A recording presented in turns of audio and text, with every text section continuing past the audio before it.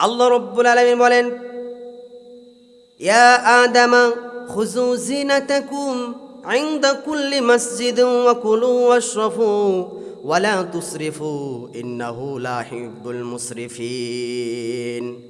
আল্লাহ রাব্বুল আলামিন বলছেন, ইয়া আদামা, হে আদম সন্তান, খুযু জিনাতাকুম ইনদা কুল্লি মাসজিদ, যখন তোমরা সলাতের জন্য মসজিদে যাবা তখন তোমাদের সুন্দর পোশাকটাকে পরিধান করে মসজিদে আসবা।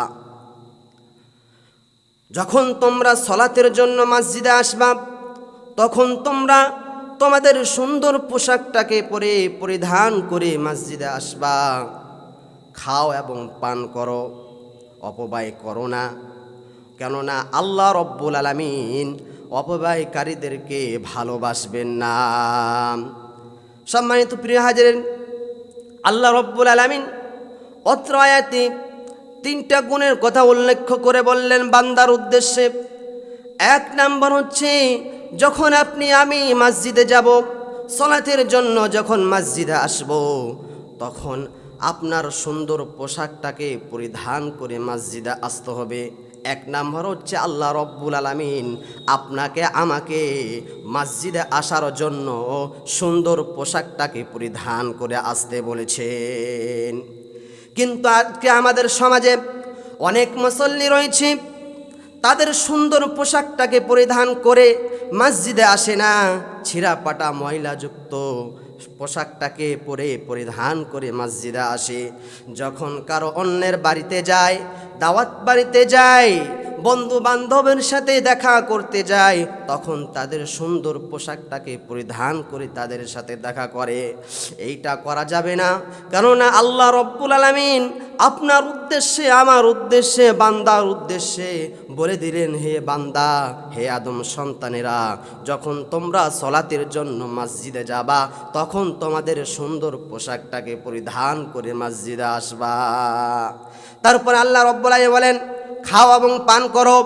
খেতে বলেছেন, পান করতে বলেছেন, তারপরে বলেছেন অপব্যয় করতে নিষেধ করেছেন, কেননা অপব্যয়কারীকে আল্লাহ রব্বুল আলামিন ভালোবাসবেন না।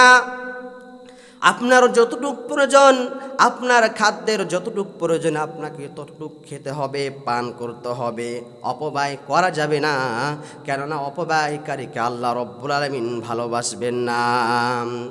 সম্মানিত প্রিয় হাজিরিন, একটি হাদিস আপনাকে পড়ে শোনাই, আপনাদের উদ্দেশ্যে একটি হাদিস বলি।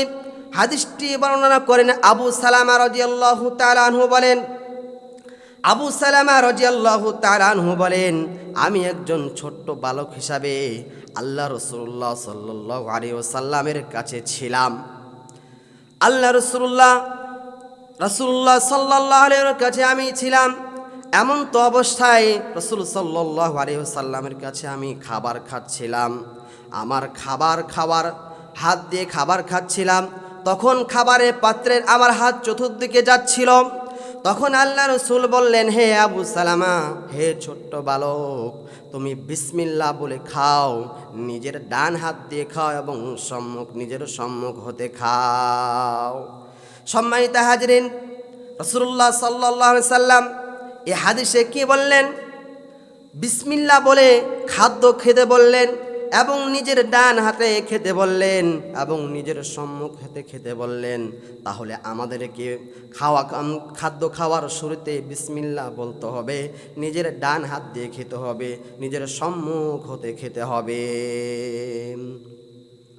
সম্মানিত ভাইরা আমার, আপনি 1 গিলাস পানি পান করবেন, আপনি আপনার 1 গিলাস পানি পান করতে আপনাকে 5টি নীতি মানা লাগবে। কেমন কথা? 1 গিলাস পানি পান করবেন, 5টি নীতি মানা লাগবে। এই 5টি নীতির মাধ্যমে আপনাকে 1 গিলাস পানি পান করতে হবে। আপনি যদি এই 5টি নীতির মাধ্যম ছাড়া যদি আপনি পানি পান করেন, তাহলে আপনার পানি খাওয়া কিন্তু হারাম হয়ে যেতে পারে।